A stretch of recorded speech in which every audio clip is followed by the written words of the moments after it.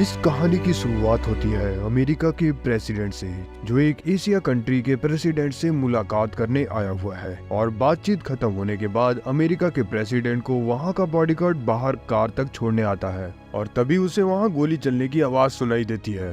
फिर वो अंदर जाकर देखता है तो वहाँ प्रेसिडेंट को किसी ने मार दिया था और फिर वो बॉडीगार्ड भी एक चाकू से अपने आप को ही गिल्ट में मार लेता है। फिर आगे हमें जैक को दिखाया जाता है, जो इसी कंट्री में जॉब के लिए आ रहा है, जो अपनी फैमिली के साथ था। उसकी वाइफ एनी, 2 बेटी बीज और लूसी। और वहाँ उनकी मुलाकात फिर एमंड से भी होती है। फिर आगे वहाँ पहुँचने के बाद एयरपोर्ट पर एमंड और जैक एक दूसरे का परिचय देते हैं, जहाँ जैक बताता है कि वो यहाँ कंपनी कार्डिफ में काम करता है, जो वाटर सप्लाई रिलेटेड प्रॉब्लम्स को सुधारने का है। फिर जैक को लेने उसकी कंपनी की गाड़ी नहीं आई होती है, तो अब एमंड उन सभी को अपने दोस्त की गाड़ी में चलने के लिए बोलता है, जो अपना लंबा चौड़ा नाम बताता है। फिर वो बोलता है कि तुम मुझे कैनी रोजल बुला सकते हो, जिसका वो बहुत बड़ा फैन था। और कार पर उस सिंगर की हर जगह तस्वीरें थी। और रास्ते में वो जाते हुए देखते हैं कि वहाँ जगह जगह बहुत सी पुलिस तैनात होती है। खैर वो अपने होटल पहुँच जाते हैं तो वो देखते हैं कि उसके स्वागत के लिए वहाँ पोस्टर पर उसकी फोटो थी। तो उसे देखकर जैक अब खुश होता है कि चलो इन लोगों ने उसके लिए कुछ तो किया।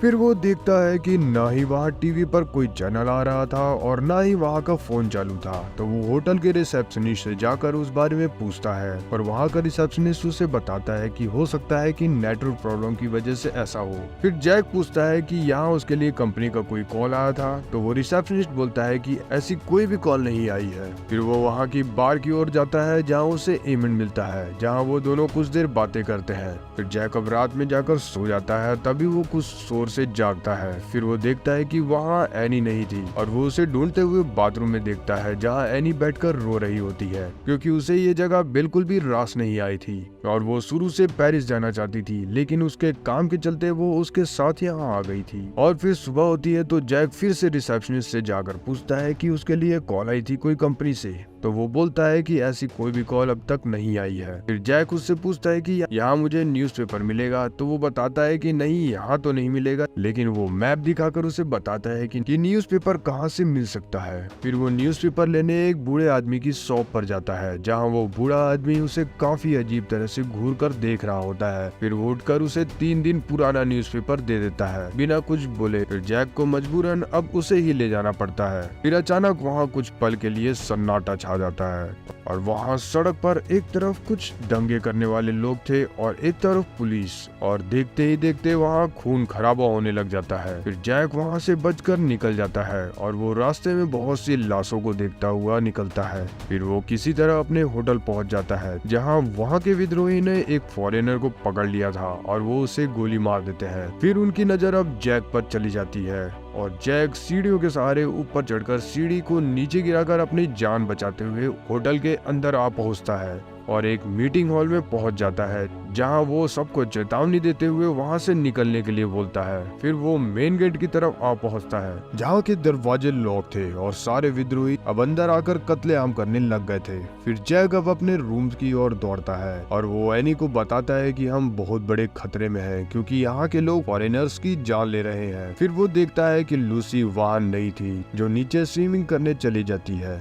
अब जैक एनी से बोलता है कि वो लूसी को लेने जा रहा है और मेरे आने तक यहाँ का गेट बंद ही रखना, क्योंकि वो विद्रोही सभी के रूम में घुसकर उनकी जान ले रहे थे। फिर जैक देखता है कि सभी रास्तों पर वो लोग थे, तो वो पीछे के रास्ते से मैप की मदद से अपनी बेटी लूसी तक पहुँचता है, लेकिन वहीं उन विद्रोही की नजर अब जैक पर चली जाती है। लेकिन जैक जल्दी से वहाँ का गेट लॉक कर देता है और वहाँ से लूसी को लेकर दौड़ता है। और वहीं एनी दरवाजे से झांक कर देखती है कि उन लोगों ने सामने रूम वालों को मार दिया है और अब उसे अपने रूम का दरवाजा तोड़ने की आवाज सुनाई देती है। तो वो अपनी छोटी बेटी बीच से बाथरूम में छुप जाने के लिए बोलती है और खुद गेट के सामने आकर खड़ी हो जाती है उसे टूटने से रोकने के लिए। फिर वहाँ जैक लूसी के साथ आ पहुँचता है और फिर वो सभी उनकी गोलियों से बचते हुए ऊपर छत की ओर भागते हैं, जहाँ पहले से वहाँ सभी बचने के लिए आ पहुँचे थे।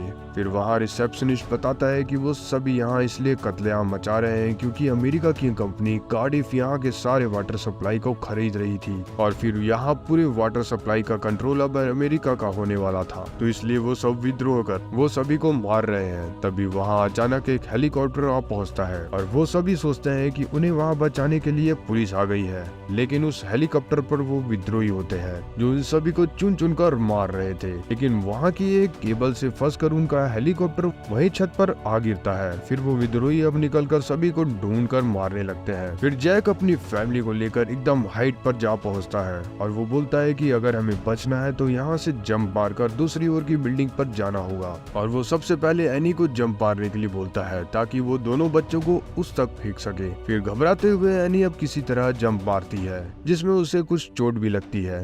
फिर जैक अपनी छोटी बेटी बीच को एनी की ओर फेंकता है और फिर लूसी को जब वो फेंकने लगता है तो लूसी जैक को डर के कारण छोड़ नहीं पाती और वो वहाँ से गिरते गिरते बचती है। फिर जैक अब उसके हाथ को बेल्ट से बांधकर फेंकता है और आखिर में जैक भी कूदकर वहाँ पहुँच जाता है। फिर वो विद्रोहियों का लीडर वहाँ से गोली चला रहा था और उसे उसकी पोस्टर वाली फोटो को दिखाकर जता रहा होता है कि तुम नहीं बचोगे। फिर वो वहाँ का दरवाजा खोलने की कोशिश करते हैं पर वो बंद था, तो वो अब छत से नीचे की ओर लटक कर जाते हैं। और फिर जैक देखता है कि उन लोगों के पास टैंक थी जो किसी भी वक्त वहाँ हमला कर सकते थे, तो वो जल्दी से वहाँ से निकलते हैं। फिर वहाँ धमाका होता है और वो लोग सभी अंदर आने लगते हैं। फिर जैक वहाँ अपनी फैमिली के साथ छुपकर बैठा होता है जहाँ वो विद्रोही आकर सभी को मार रहे होते हैं, लेकिन किसी तरह उनकी नजर उन पर नहीं जाती और वो सभी वहाँ से चले जाते हैं। और रात होती है तो जैक बाहर जाकर हालात का जायजा लेता है जहाँ वो देखता है कि उन विद्रोही ने कुछ लोगों को गाड़ी से कुचल कर मार दिया था। फिर अब उन्हें वहाँ एक मैप दिखता है और वो बात कर रहे होते हैं कि यहाँ से कहाँ से निकला जाए। तभी एक विद्रोही वहाँ उन्हें देख लेता है और वो उनकी जानकारी चिल्लाकर बता रहा होता है। फिर जैक को मजबूरन उसे मारना ही पड़ता है। अब जैक अपनी पूरी फैमिली के साथ उन विद्रोहियों की तरह भेष बनाकर बाइक लेकर वहाँ से निकलता है और फिर आगे उन्हें उन विद्रोही की टोली दिखती है। फिर अब जैक के पास आगे बढ़ने के बजाय कोई भी रास्ता नहीं बचा था, क्योंकि वो पीछे मुड़ता तो मारा जाता।